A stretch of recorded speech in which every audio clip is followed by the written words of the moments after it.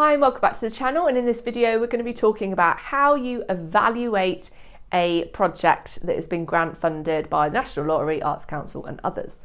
I'm going to be looking at how you evaluate it and how you collect the evidence and what evidence they might ask for if they do an audit.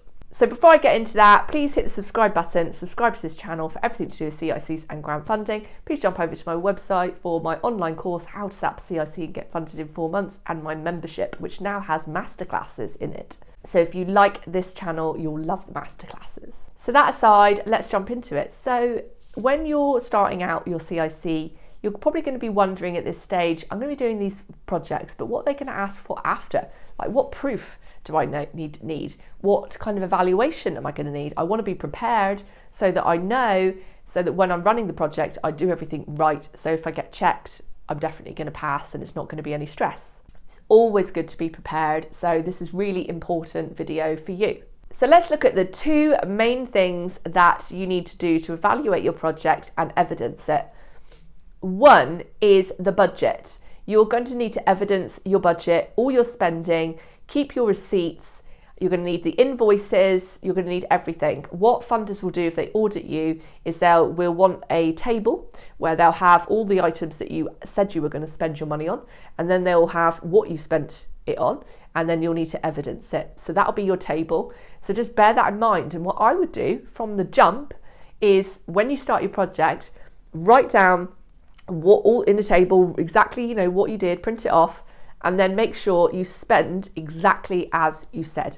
Then as you go, collect your receipts and your invoices and just pop them in a file, and then you're all ready to go. So when you're audited, you can just pull up your table, which you've already filled in, grab the file of the stuff you've already collected, send it off. That's it, they're satisfied. They will want you to keep hold of this information for 7 years. Personally, I think that's a bit excessive. I mean, the tax office only asks for 2 years, but there you are, 7 years is what the lottery say. So bear in mind you keep that all aside, and so it's all there if you're ever audited. And the second thing you will need to do is prove that your project happened. Of course, you're going to need to prove that your project happened.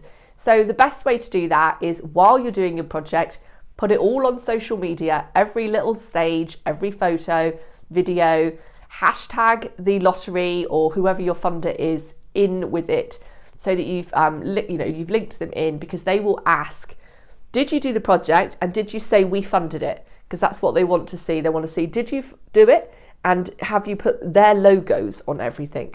So it's really important that they see their logos, or they see that they're hashtagged in, see that they're credited, see that it's on your website, etc. So that is what you'll need to do. So what I advise is, just while you go through your project, make sure you take photos, tag them in, and then it's easy. Then they go to your social profiles and they just check.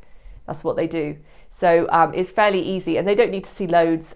Just a sort of an average amount over the year, spread out, of what the project was, all those stages, and that's it.